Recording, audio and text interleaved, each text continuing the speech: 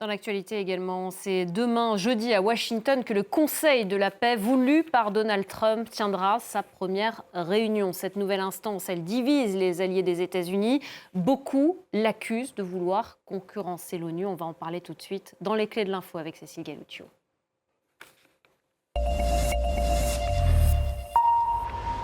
Cécile, bonsoir. D'abord, Claire. qui sera présent demain à Washington ?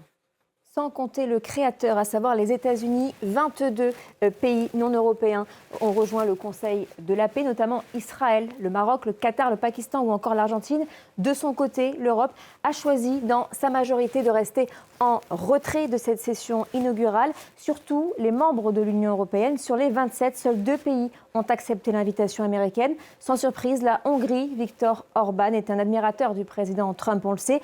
Plus surprenant, la Bulgarie. Il faut savoir que cette participation ne fait pas du tout l'unanimité à Sofia, mais c'est le diplomate bulgare Nikolai Mladenov qui a été choisi par l'administration américaine pour être le haut représentant à Gaza au Conseil de la paix. Donc les autorités bulgares ne se sont peut-être pas senties de dire non. Nikolai Mladenov qui a été de 2015 à 2020, on le voit, le représentant des Nations Unies pour le Moyen-Orient. Et puis hors Union européenne, l'Albanie et le Kosovo ont aussi rejoint le Conseil de la paix car ils s'alignent systématiquement sur les États-Unis. Également, on le voit, l'Arménie et la Biélorussie, le pays sous sanctions européennes, enverra son ministre des Affaires étrangères. Et puis il y a aussi des États européens qui participeront à cette réunion, mais pas de manière officielle.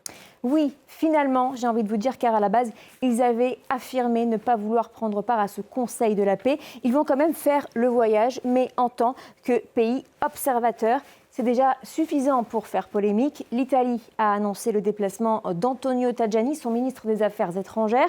Pourtant, Giorgia Meloni avait dans un premier temps dit que la participation de Rome serait incompatible avec la constitution italienne.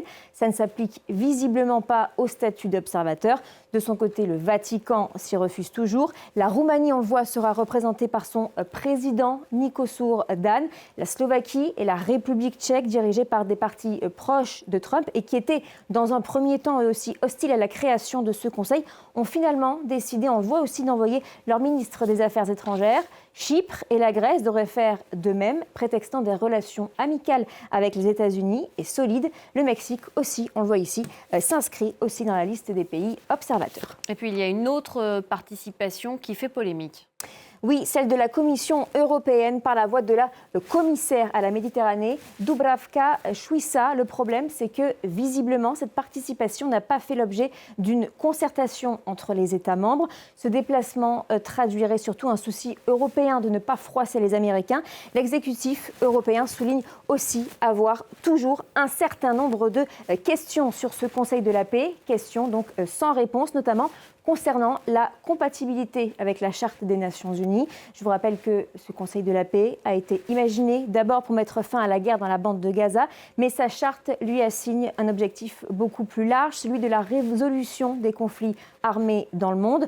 Autre point important, les membres permanents doivent, on le voit ici, verser $1 milliard, on le voit ici, juste là, pour y adhérer, ce qui, là aussi, suscite des critiques. Pour beaucoup, ce Conseil de la paix n'est qu'une version payante du Conseil de sécurité de l'ONU. Et c'est peut-être pour cela qu'il y a beaucoup d'absents. Oui, sur les 60 pays invités, la majorité est restée silencieuse. Beaucoup n'ont même pas pris le temps de répondre officiellement à l'invitation, notamment la Chine, le Brésil, l'Inde ou encore le Portugal. Une grosse partie a aussi décliné. La France a fait savoir dès le 19 janvier qu'elle ne donnerait pas suite. On peut citer aussi l'Allemagne, le Royaume-Uni ou encore la Pologne. Autre absence remarquée, on le voit ici, celle du Canada. Donald Trump a retiré son invitation au Premier ministre que l'on voit juste ici, Mark Carney, car ce dernier avait dit, on le voit, que le Canada n'existait pas grâce aux États-Unis. Donc au final, ce Conseil de la paix ne représente que, on le voit juste ici, que 26,5% du PIB mondial mesuré en parité de pouvoir d'achat. C'est bien moins que le G20, bien moins que les BRICS, bien moins aussi que le G7. Et cela fait donc beaucoup d'absents, à savoir surtout tous les membres permanents du Conseil de sécurité de l'ONU.